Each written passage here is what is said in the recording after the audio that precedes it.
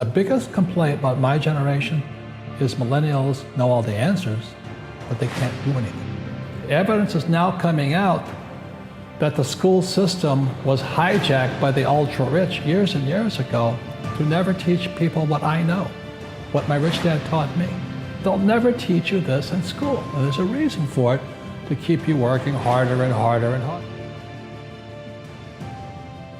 Most millennials, they want a high-paying job. They want to be able to pay the rent, eat, and all this stuff. And then you dream of the big house, a nice car, and all that. But that's why 99% of Americans are broke, because their heads are on the wrong spot. And so when Kim and I met, we had nothing. It took us 10 years to go from nothing to financially free. But that's the power of focusing on assets versus liability.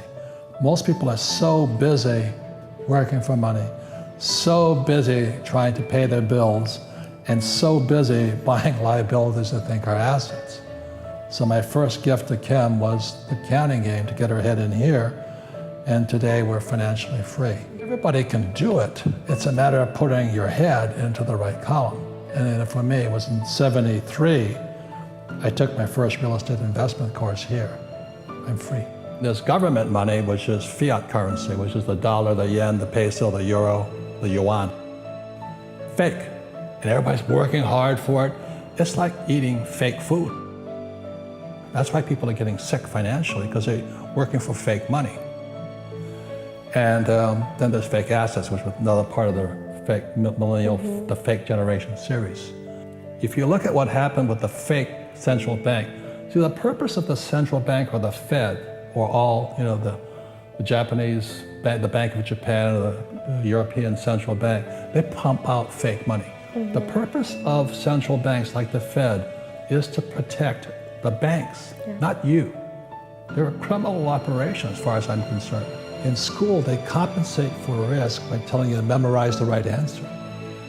So in other words, the young people leave school thinking, oh, if I know the right answers, then there's no risk. And it drives old guys like me crazy. Because everybody's talking about millennials. What's wrong with them?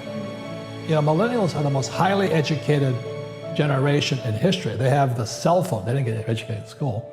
They got educated on social media. They know all the answers, but they're afraid of doing anything. The biggest complaint about my generation is millennials know all the answers, but they can't do anything. And the reason they can't do anything is because you might hurt somebody's feelings, you might make a mistake, and that just keeps you guys just trapped in this little box. So that's one of the reasons I think millennial money is such an important point here, because if you're going to come into my world, old guy's world, or the information age, you've really got to understand what is risky and what is not risky. If you don't take risks, you don't get smarter.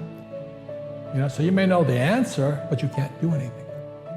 And one of the best things I had is I went to military school, and I went to flight school. I had such great teachers, All of them could fly. So my flight instructor could fly. What a novel idea. A flight instructor can fly. But when I was in high school, most of my teachers were terrified. They're all cowards, job security. Don't make mistakes. Just memorize the right answer and you'll be safe. And that's why most school teachers aren't rich. If you're going to be successful, you've got to take some risk. When you look at this financial statement up here, that's what your banker wants to see. Your banker doesn't care about your grades. Banker doesn't care what school you went to. I mean, so many people say, oh, my banker won't give me any money. Because you don't have one of these. And when you look at most of the politicians today, they don't have one of these either. The US government doesn't have one of these anymore. They stopped doing this because of the US government, the budget is so out of balance, they can't do anything. So that's why, 22 years ago, in 1996, I created the cash flow board game.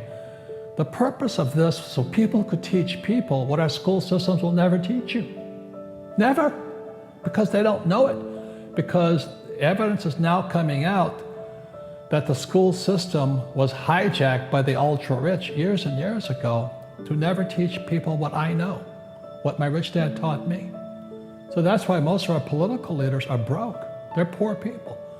You know, who makes the most? The politicians, they got paychecks for life, they get benefits for life, and they got all this stuff, but they're doing a horrible job.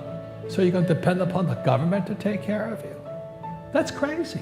I wrote about Ray Kroc, founder of McDonald's, and he was teaching at the University of Texas, the MBA program, and Ray asked, and most of the MBAs are going to come out here. So Ray Kroc asked him, he says, what business is McDonald's in? And everybody yelled and said, no, we know you're in hamburgers. And Ray says, no, we're not, McDonald's is not hamburgers. McDonald's is in the business of real estate. The money McDonald's makes buys the real estate. The formula I follow personally is McDonald's. We have an education company that buys real estate, which means we make a lot of money, pay zero taxes, legally. They'll never teach you this in school, and there's a reason for it, to keep you working harder and harder and harder.